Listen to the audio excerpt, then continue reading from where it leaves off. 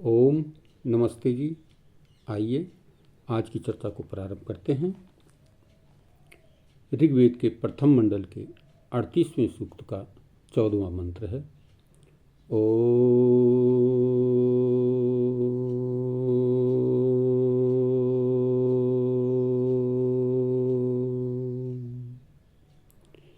मिमीहि श्लोकमास्ये पर्जन्य इव ततनः गायम गायत्र मुख्यम। हे विद्वान मनुष्यों, तुम वेदवाणी को अपने मुख में भर लो, अपनी वाणी को वेद युक्त कर लो, फिर उस वेदवाणी को मेघ बादल के समान गर्जन करते हुए घूमते हुए बरसो। गंभीर स्वर से उपदेश करते हुए वेद ज्ञान को सर्वत्र फैला लो।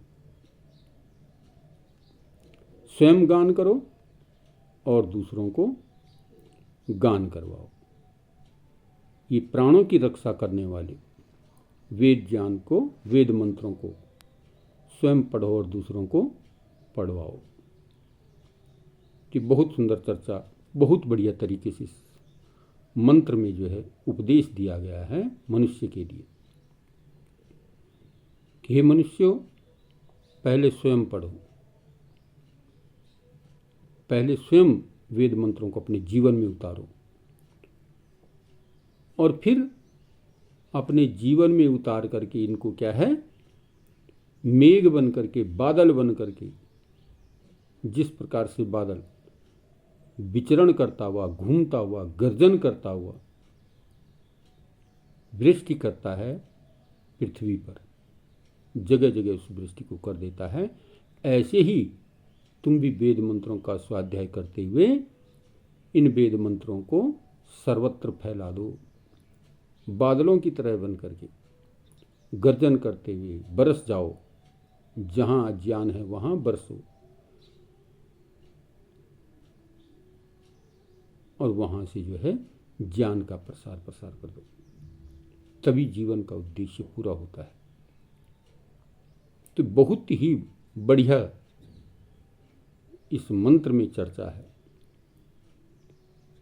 कि हम स्वयं पढ़ें, स्वयं वेदों का स्वाध्याय करें और फिर जो जीवन रक्षक वेदवाणी है, ये जीवन को प्राण देने वाली है, इस वेदवाणी को स्वयं पढ़ते हुए हम फिर बादलों की तरह गर्जन करते हुए, जगह जगह घूमते हुए, विचरण करते हुए वेद ज्ञान को फैलाएं।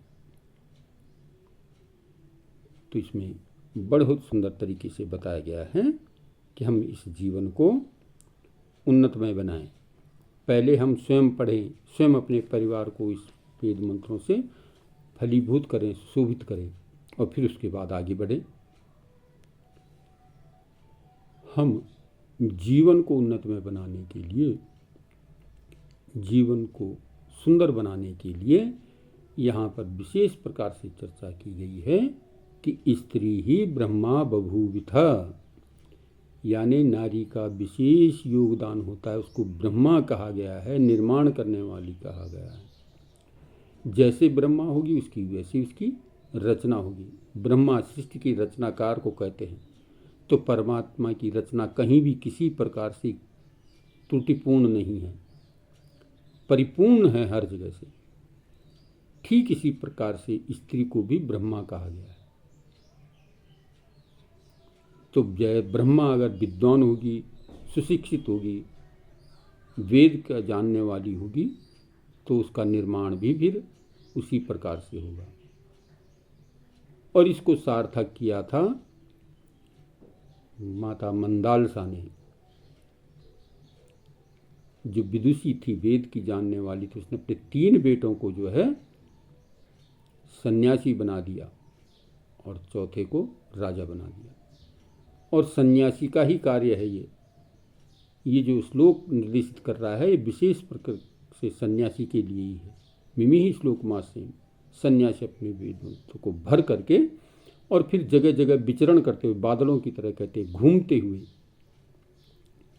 जहाँ अज्ञान है वहाँ ठहर करके वहाँ वेदों का प्रचार और प्रसार करे।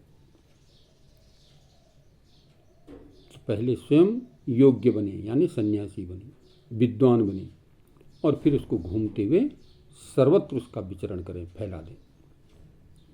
तो इसलिए कहा स्त्री ही ब्रह्मा बभूविथा। इसने इसलिए अपने 3 बच्चों को जो है माँ मंदालसा ने सन्यासी बना दिया, योगी बना दिया, ताकि वेदों का स्वाध्याय और प्रचार सर्वत्र फैलता रहे, और केवल एक बेटे को जो है राजा बनाए। तो इसीलिए कहा गया है कि माता निर्माता भवती, माता निर्माण करने वाली होती है, जैसी माता होगी वैसे ही उसकी निर्माण होगी। और इसी बात को सार्थक किया था माता कौशल्या ने, क्योंकि माता कौशल्या के विषय पर गुरु वशिष्ठ वाल्मीकि रामायण में कहते हैं, आहुतस्याभिषेकाय निःसृष्टश्च वनाय च न मया लक्षितस्तस्य किं दिव्याकार विभ्रम।